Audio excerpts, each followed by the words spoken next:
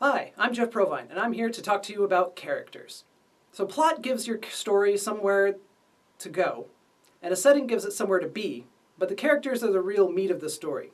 And I'm not talking about characters that are quirky and funny and you like to quote, or characters that you might think, this guy has a really cool superpower, I wish I had that. But another way it is, because characters are the emotional investment of a story. This is where you can really buy into who is in it, who is acting this way through. Stories give us a chance to see the world through a whole nother set of eyes, to have a whole set of adventures. After you finished reading a really good book, you can think, wow, I just lived this on another level. These are ideas that are going to be carried with you your entire life. You might even have characters so powerful that your life itself is changed. Take Batman, for example. In the original Detective Comics number 27, the first story of The Batman introduced young socialite Bruce Wayne, who hangs out with Commissioner Gordon because his life is so boring. So Bruce Wayne tags along to a murder scene, which I guess was a thing to do back then, but then he decides to head home once the Commissioner gets a call about another death threat across town. Then, the mysterious Batman shows up and solves the crime. Afterward, Commissioner Gordon talks to Bruce Wayne and tells him about this amazing adventure, and Bruce Wayne is ho-hum about the entire deal. In the last panels, Bruce Wayne is, in fact, the very Batman. Sorry for spoilers from 1939, just in case anybody had missed that one. Originally, Batman was just a rich young heir who had plenty of free time on his hands, and he decided to use it to go dressed like a bat and beat up bad guys. Which is a pretty cool character. You've got a juxtaposition of lazy person with lots of resources, and this guy who's really bent on using these resources for good, albeit kind of secretly. So this is somebody that, a 12-year-old boy can aspire to be, but his story gets much, much more interesting as DC goes back and really fills in the gaps. So it turns out the reason that this rich guy is doing this is because when he was a kid, he was walking with his parents home from a movie through Crime Alley, which was a terrible decision for many reasons, but the main reason was it's full of crime. They get mugged. His father tries to talk down the gunman who ends up shooting him, probably out of nerves. His mother's screaming so much that the mugger panics and shoots her too, just to shut her up, and then he runs off. And this 8-year-old kid's left there crying with his two parents, totally powerless and helpless. And this haunts him his entire life. So young Bruce Wayne decides that he's not going to be powerless. He trains himself in every martial art known to man, goes to detective college, builds a giant laboratory and supercomputer in the cave under his house, and then decides to dress up like a bat. Which the reasons are, he preys upon the fear of criminals. He's taken this thing that was his own weakness and then made it the weakness of other people. That's a pretty cool character. So it's not just the costume and the gadgets that make Batman awesome. It's that he's got a cool life story. He's got somebody that we can kind of want to experience. We want to get into his shoes and go fight crime in Gotham City, really clean up a place that's done us wrong, and now we can do something about it. So stories give us the chance to live out through these personas. That's the power of characters. When we're writing our own stories, you might first start with your protagonist. Who is the story about?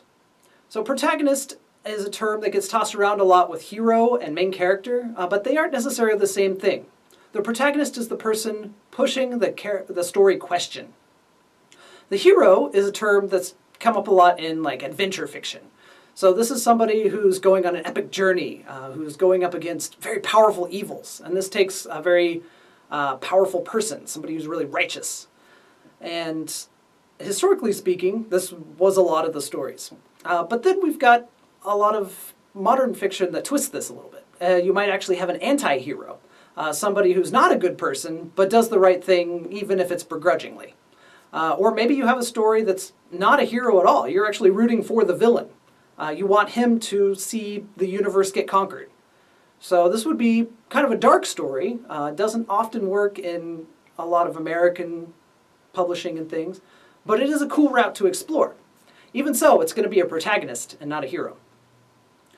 Main character also is talked about, in which it's just the person who's in the story the most, which if that's what's happening in your story, you might not actually have your protagonist. So, for an example of this, you can look at The Great Gatsby. Nick Carraway is our protagonist in the story, which asks if he will ever fit in among the fancy flingers of West Egg and especially become best friends forever with his mysterious next-door neighbor Jay Gatsby. By the time the books come to a conclusion, though, people might say that Gatsby's the main character, since there's this big subplot about Gatsby's lifelong pursuit of Cousin Daisy. However, at its foundation, the story is about Nick trying to make a life for himself back east. Ultimately, this comes to a tragic end, since Gatsby dies. Sorry again for spoilers from the 1920s. It would be a very different book if Gatsby were the protagonist, so more like a dark romance novel. The story question would be, does he ever get to be with Daisy? However, I think the study on the Society of the Roaring Twenties is a little bit more interesting and certainly made the book a lot more famous. Along with the protagonist, you might have the antagonist. This is the character with the complete opposite story question. So, for example, in a slasher movie, you've got the survivor girl. She wants to get out alive. And then you have the villain, the slasher, who wants to kill all the teenagers. So these two story questions are polar opposites, which makes for a lot of conflict. Outside of our primary characters, the protagonist and antagonist, we can have secondary characters. These are the people who help and hinder the protagonist on the way to solving his or her story question. Going back to our Star Wars example, we have the mentor, Ben Kenobi, who teaches Luke about the Force. We also have the rogue, Han Solo, who goes with Luke trying to rescue the princess, albeit for money. So, mentor, rogue, damsel in distress, these are all different types of archetypes that you might take a look at for your characters. Archetypes are a great place to look to get inspiration for your secondary characters. In the info below, I've placed a couple of links to awesome lists. And there are tons of archetypes to dig through and take a look at. You might have a sidekick, somebody who's very dedicated to the protagonist, seeing that the story question gets resolved no matter the cost. Could it just be somebody for the protagonist to talk to in various scenes? How about a femme fatale, somebody who's there to raise the tension and kind of mislead the protagonist? Or a misunderstood monster. This is somebody who's very powerful but frightening, and people can't see beyond that. There's also the mysterious benefactor, very popular in 19th century literature. So with all these different archetypes, they're great to get inspiration, but don't just leave your characters as flat and kind of blah stereotypes. Instead, give them depth. Give them roundness through some characterization. Show maybe some weird things about them. Like maybe you have a mafia hitman, but he really likes gardening. See what you can do to explore the different sides of these characters and make it all come together. Speaking of flat characters, those two or even one-dimensional characters that are always there just for basically furniture in the setting, these are what we call tertiary characters. So these might be goons to beat up the good guy, or guards serving the super evil villain, or maybe it's the friendly noodle cook who gives the hard-boiled detective a piece of information that leads him on the case. These are kind of one-shot guys. You don't have to worry about them in too much detail, but it is nice to have them as decoration to the setting. They aren't true characters because we don't give them much roundness, but they don't really need to take up so much of the story that they're a full-fledged secondary character. As you're writing your story, keep the characters clear. You want your protagonist to be a protagonist, your antagonist to be an antagonist, and your tertiary characters to stay in the background. Don't let an awesome antagonist hijack the plot and have the audience rooting for them to resolve it. And watch out for awesome rogues or secondary characters that might outshine your protagonist. Instead, stick to the story question. What is the actual story that's being asked, and what do we need to do to resolve it? As you're moving into editing, you might even take a look at some of these characters and realize we don't need this many. And you can combine them, or you can even cut them outright. The key is to stick to the story question. What is the matter at hand? And what characters do we need to best tell that story? There's a lot that fits under the umbrella of character in a story, which of course it does. You've got the plot that we can see through these characters' lives. And we've got the setting, which is where these characters were born in, where they exist. In your story, keep track of them through the story question. Who is the protagonist? Who is this person that we want to succeed? We want to see them struggle, yes, because that's interesting, but ultimately we do want to see the story come to a resolution. Even if it's a tragedy, it's still something that's going to give us a strong catharsis.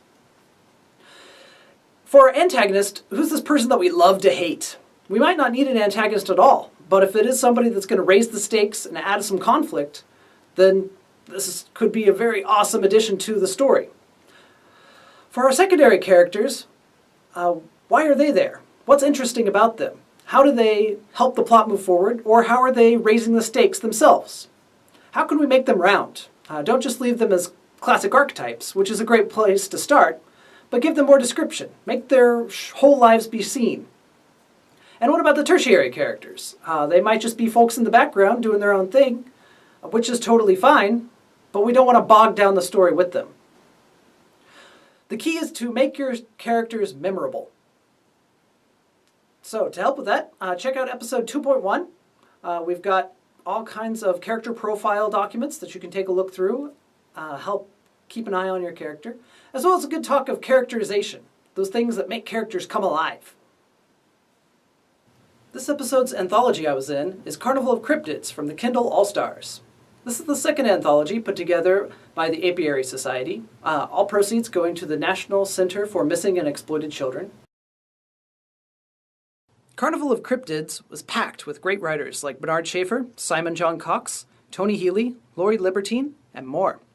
Set in the frame story of a second-person viewpoint wandering through a twisted circus, each story deals with a different cryptid, those creatures unexplained by science like the Loch Ness Monster or Bigfoot. My story, Where is Captain Rook, tells the tale of an expedition into the Amazon during the Great Depression hunting Mapinguari, a creature believed to be a prehistoric giant ground sloth.